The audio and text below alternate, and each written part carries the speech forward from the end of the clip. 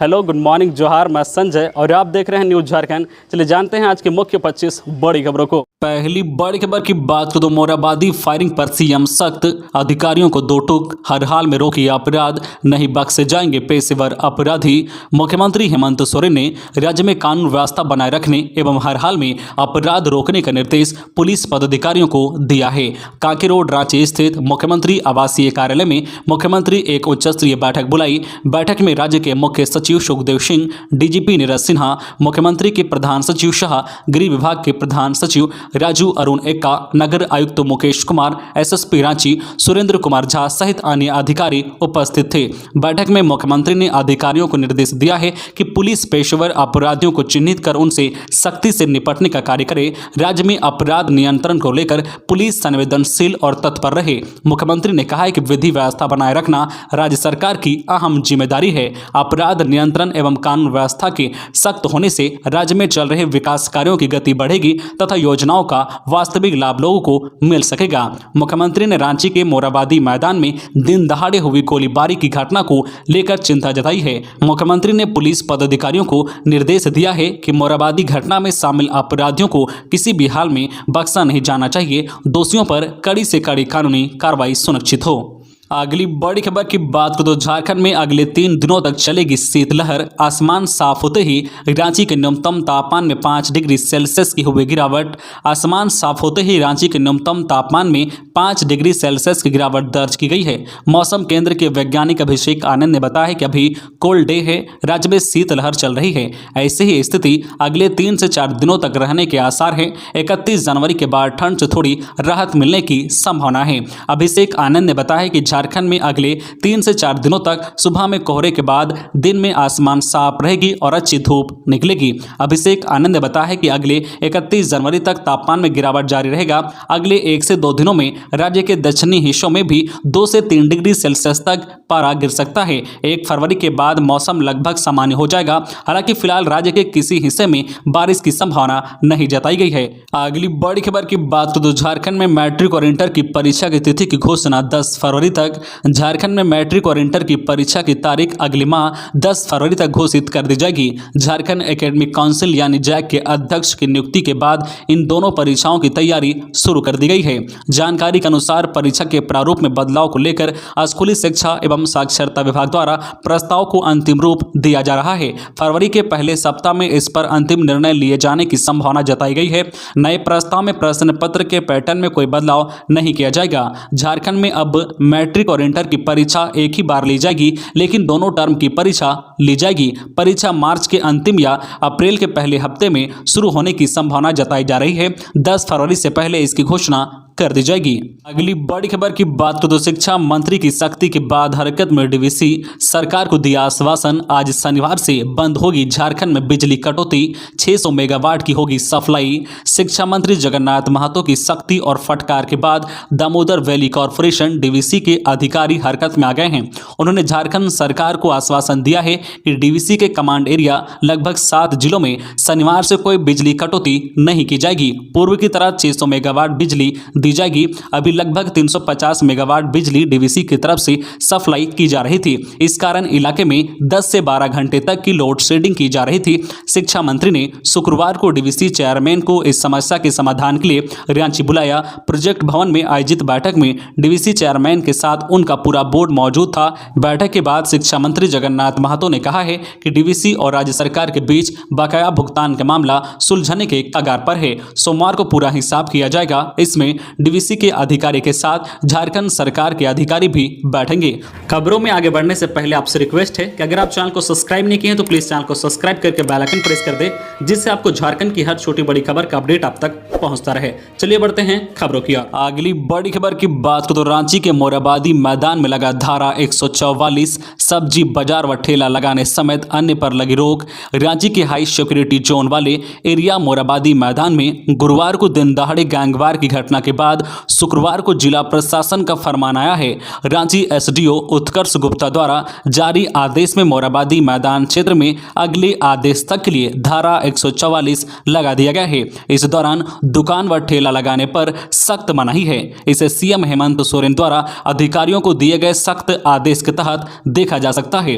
रांची अपर जिला दंडाधिकारी विधि व्यवस्था उत्कर्ष गुप्ता द्वारा जारी आदेश के तहत कहा गया है कि पूरे मोराबादी मैदान क्षेत्राधिकार में अगले आदेश तक धारा 144 लागू रहेगी। इस दौरान कई चीजों पर पाबंदी लगाई गई है। इसके तहत पूरे मोराबादी मैदान क्षेत्राधिकार में 5 या 5 से अधिक लोगों का एक जगह जमावड़ा नहीं होगा। इस दौरान सरकारी कार्य में लगे पदाधिकारी, कर्मचारी, मंदिर, मस्जिद, गिरजाघर, गुरुद्वारा जाने वाले एवं श्राद्ध में शामिल होने वाले लोगों को छूट दी गई है। इसके अलावा पूरे मोराबादी मैदान क्षेत्राधिकार में किसी प्रकार का ठेला, खोमचा, दुकान आदि लगाने पर मनाही है। वहीं किसी प्रकार का अस्त्र शस्त्र जैसे बंदूक, राइफल, रिवॉल्वर, पिस्टल, बम, बारूद आदि लेकर निकलना या उसके साथ चलने पर रोक लगा दी गई है। कहा गया है कि इस आज्ञा का उल्लंघन करने पर कानूनी कार्रवाई की जाएगी। अगली बड़ी खबर की बात तो रघुवर दास का सोरेन सरकार पर हमला, पूर्व सीएम का आरोप, हेमंत सरकार कोयला चोर, बालू चोर और पत्थर चोर हैं। झारखंड के पूर्व सीएम रघुवर दास ने सोरेन सरकार पर गंभीर आरोप लगाया है। शुक्रवार को प्रेस क्लब में प्रेस कॉन्फ्रेंस आयोजित कर उन्होंने कहा है कि हेमंत सरकार कोयला चोर, बालू चोर और पत्थर चोर हैं। जल, जंगल और जमीन के नारे की आड़ में सत्ता पर काबिज होने के बाद इन्हीं का सौदा कर रहे हैं। राज्य में बालू, पत्थर, कोयला व खनिज पदार्थों, जंगल कटाई का अवैध धंधा खुलेआम चल रहा है। यह सारा काम राज्य के एक परिवार के संरक्षण में हो रहा है। रघुवर दास ने कहा है कि संथाल परगना में बालू व पत्थर का अवैध धंधा एक भाई के जिम्मे आ गया है, वही कोयला का अवैध काम दूसरे भाई के संरक्षण में चल रहा है। इसमें अधिकारियों की भी मिली भगत है। अगली बड़ी खबर की बात तो झारखंड में शुरू हुई स्कूल खोलने की मांग, 5वीं तक के 26 लाख विद्यार्थी ऑफलाइन क्लास से दूर। कोरोना महामारी के कारण पहली बार 17 मार्च 2020 को झारखंड में स्कूल बंद किए गए थे। इसके बाद से स्कूलों का संचालन सामान्य तरीके से नहीं हो रहा है। पिछले 22 महीने से अधिकतर बच्चे ऑफलाइन क्लास से दूर हैं। पहली से 5वीं क्लास तक के करीब 26 लाख बच्चे इस दौरान विद्यालय ही नहीं आए हैं। महाराष्ट्र में स्कूलों को खोलने के बाद झारखंड में भी स्कूल खोलने की मांग उठने लगी है।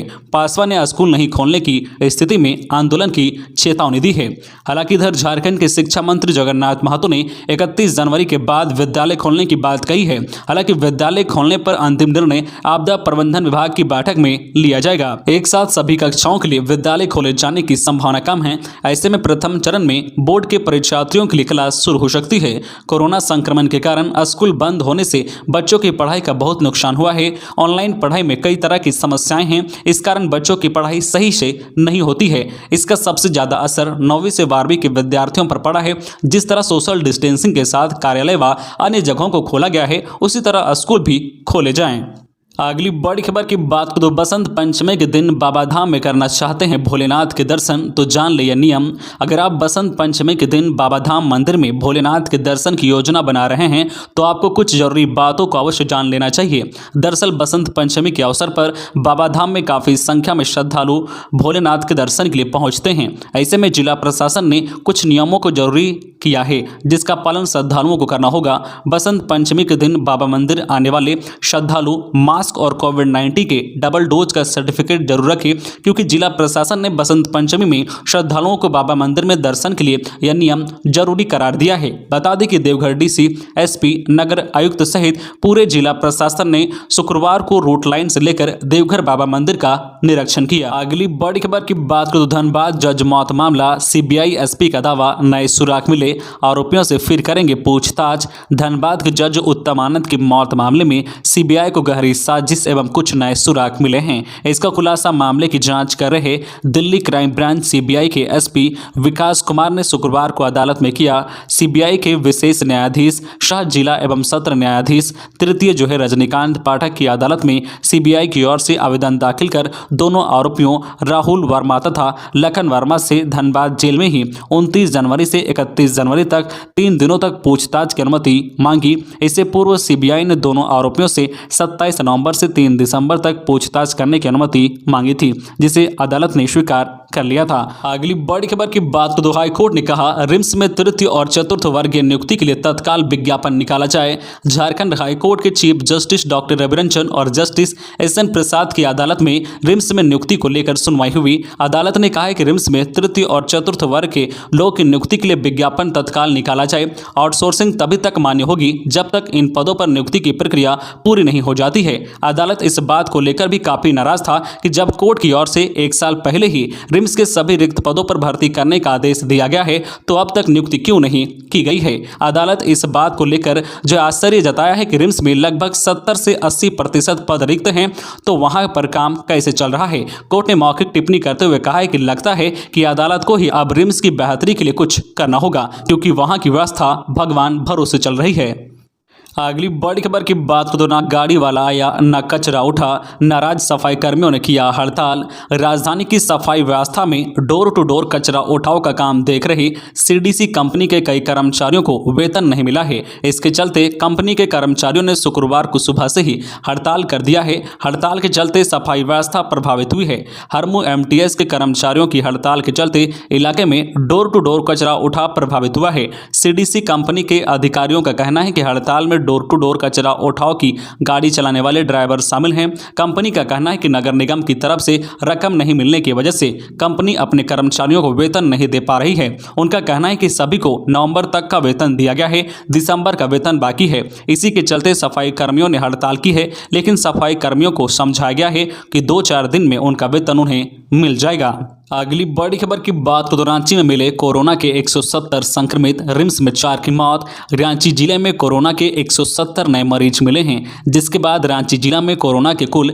4121 एक्टिव मामले हो गए हैं। वहीं रांची जिला में कोरोना संक्रमित 2 मरीजों की मौत भी हुई है। वहीं 5 गुना अधिक 852 संक्रमितों को रिकवर घोषित किया गया है। रांची जिला में 60 के अधिक मरीज ही अस्पताल में भर्ती हैं। वहीं 4500 के करीब मरीज होम आइसोलेशन में हैं और साधारण लक्षण के हैं।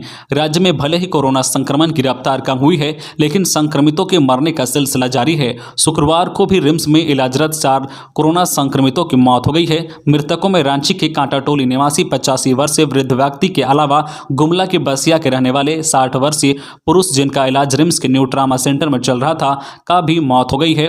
वही कोडरमा के 73 वर्षीय पुरुष और रांची के ही 73 वर्षीय एक और पुरुष की मौत रिम्स के सेंट्रल इमरजेंसी में इलाज के दौरान हुई है। अगली बड़ी खबर की बात करें तो हजारीबाग को मिली ब्लड बैंक की सौगात। 30 लाख की लागत से होगा निर्माण। रेड क्रॉस सोसाइटी की जिला इकाई का अब अपना ब्लड बैंक होगा। यह जानकारी रेड क्रॉस सोसाइटी के सचिव तनवीर सिंह ने दी है। उन्होंने बताया है कि लगभग 30 लाख रुपए की लागत से ब्लड बैंक निर्माण कार्य आज से प्रारंभ किया जाएगा। इसे लेकर सारी प्रक्रियाएं पूरी कर ली गई है। बताते चले कि इससे पूर्व मेडिकल कॉलेज अस्पताल सहित 2 निजी संस्थानों के द्वारा ब्लड बैंक का संचालन किया जा रहा है। अगली बड़ी खबर की बात तो गांवा में 5 शराब भट्टी ध्वस्त, 2 गिरफ्तार।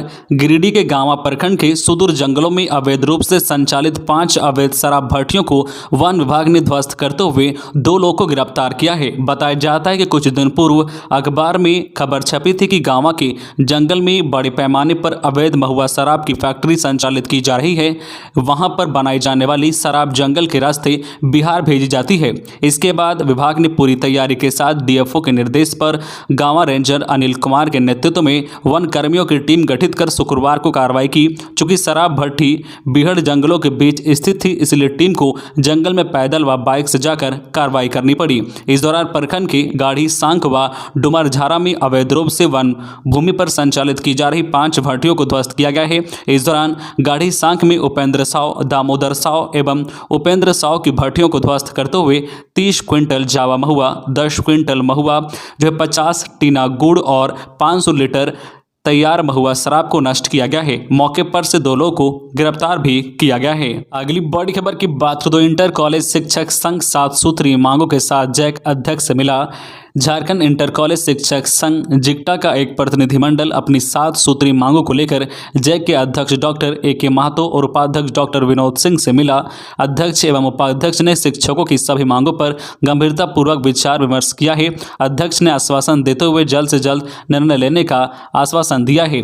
जिक्टा की 7 सूत्री मांगों में कक्षा 12वीं के लिए 2023 की वार्षिक परीक्षा का फॉर्म भरने का एक और अवसर छात्र हित में देने, वर्ग 11वीं का पंजीकरण एवं परीक्षा फॉर्म भरने का एक और अवसर देने, कई कॉलेजों स्कूलों की शासन निकाय की गठन से संबंधित आवेदनों का निपटारा जल्द करने, कॉलेजों में सीट बढ़ाने के आवेदनों का शीघ्र निपटारा करने समेत अन्य मांग प्रमुख है। अगली बड़ी खबर की बात करें तो इंटर स्टेट बाइक चोर गैंग के 7 सदस्य गिरफ्तार, 5 बाइक बरामद। देवघर पुलिस ने नगर थाना क्षेत्र, जमुई और दुमका जिले में छापेमारी कर अलग अलग जगहों से इंटर स्टेट बाइक चोर गिरोह के 7 सदस्यों को गिरफ्तार किया है। पुलिस ने छापेमारी के दौरान चोरी के 5 बाइक भी जब्त किए हैं। इस बात की जानकारी देवघर एसडीपीओ पवन कुमार ने पत्रकारों को दिया है। एसडीपीओ श्री कुमार ने बताया कि गत 25 जनवरी को देवघर शहर के पुरनदाहा मोहल्ले से बिहार के जमुई जिला अंतर्गत खेरा थाना क्षेत्र के रायपुरा गांव निवासी आलोक कुमार को गिरफ्तार किया गया था। पूछताछ के क्रम में उसने बताया कि इन लोगों ने देवघर शहर एवं आसपास के इलाकों से करीब 70 से 80 बाइक चोरी की है और सस्ते दामों में बेच दिया है। अगली बड़ी खबर की बात करें तो दुमका जिले में 59 नए कोरोना संक्रमित मरीज मिले। जिले में कोरोना के नए मामले में लगातार गिरावट आ रही है। 28 जनवरी को 59 नए कोरोना संक्रमित मरीज मिले हैं। वहीं रामगढ़ में 77, दुमका सदर में 58 और सिकरी पाड़ा के 52 मरीज समेत 279 लोगों ने कोरोना को मात दी है। 28 जनवरी को दुमका सदर में 14, मसालिया व सरैया हाट में 12, रामगढ़ में 11, जरमुंडी में 4, काटीकुंड में 3, रानीश्वर में 2 और सिकरी पाड़ा में 1 व्यक्ति कोरोना संक्रमित पाए गए हैं। अगली बड़ी खबर की बात करें तो रांची में गैंगवार वर्चस्व की लड़ाई में लवकुश शर्मा गैंग ने की वारदात। राजधानी रांची में अपराधियों का तांडव लगातार जारी है। अपराधी इतने बेखौफ हो चुके हैं कि हाई सिक्योरिटी जोन माने जाने वाले मोराबादी में भी मौत का खेल खेला गया है। सबसे बड़ी बात यह है कि वीआईपी इलाका होने के बावजूद मैदान में घटना के वक्त ना तो लालपुर थाने की पुलिस मौजूद थी और ना ही पीसीआर की टीम। बताया जा रहा है कि मोराबादी सब्जी मार्केट से वसूली को लेकर कालू और लवकुश शर्मा के बीच अदावत चल रही थी। इसी वजह से लवकुश शर्मा ने कालू लामा की हत्या करवाई। सीसीटीवी फुटेज में स्पष्ट दिख रहा है कि गुरुवार दिन के 2 बजे 2 बाइक पर सवार 5 अपराधी हाथ में हथियार लेकर मोराबादी पहुंचे। चलती बाइक से पिस्टल का कोर्क चढ़ाया और फायरिंग की। कालू जिस कार में बैठा था, अपराधियों ने वहां पहुंचकर अंधाधुंध फायरिंग शुरू कर दी। इस घटना में कालू मारा गया जबकि उसका भाई राजू लामा और साथी शुभम विश्वकर्मा घायल हो गया है। सीसीटीवी फुटेज के आधार पर गोलीबारी में शामिल 2 अपराधी सोनू शर्मा और राजू छोटी खुद शामिल था। कालू की हत्या करने के बाद अपराधी अलग अलग बाइक व स्कूटी से फरार हो गए। अगली बड़ी खबर की बात करें तो एकलव्य मॉडल और आश्रम विद्यालय में 840 विद्यार्थियों का होगा नामांकन। राजधानी रांची सहित 4 जिलों में अनुसूचित जनजाति, अनुसूचित जाति, अल्पसंख्यक और पिछड़ा वर्ग कल्याण विभाग की ओर से संचालित एकलव्य मॉडल आवासीय और आश्रम उच्च विद्यालय में 840 विद्यार्थियों का नामांकन होगा। 4 जिलों के 6 स्कूलों में वर्ष 2022-23 के रिक्त के अनुसार कक्षा 6 से 8 में एडमिशन के लिए 19 फरवरी तक आवेदन मांगे गए हैं। आवेदन जिला कल्याण कार्यालय, संबंधित प्रखंड के बीडीओ कार्यालय और संबंधित विद्यालय से निःशुल्क प्राप्त किया जा सकता है। तीनों कक्षा के लिए लिखित परीक्षा 6 मार्च को डीसी जिला कल्याण पदाधिकारी के द्वारा निर्धारित केंद्र पर सुबह 11 बजे से दोपहर 1:30 बजे तक होगी। कक्षा 6, 7 और 8 में नामांकन के लिए क्रमशः 5, 6 और 7 वर्ग स्तर के प्रश्न पूछे जाएंगे। तो ये थी आज की झारखंड की टॉप बड़ी खबरें। इसी तरह झारखंड की हर छोटी बड़ी खबर देखने के लिए आप हमारे चैनल न्यूज़ झारखंड चैनल को सब्सक्राइब करके बेल आइकन प्रेस कर दीजिए, जिससे आपको झारखंड की हर छोटी बड़ी खबर का अपडेट आप तक पहुंचता रहे। तो आज के लिए बस इतना ही, हमें दीजिए इजाजत, फिर मिलते हैं नेक्स्ट न्यूज में।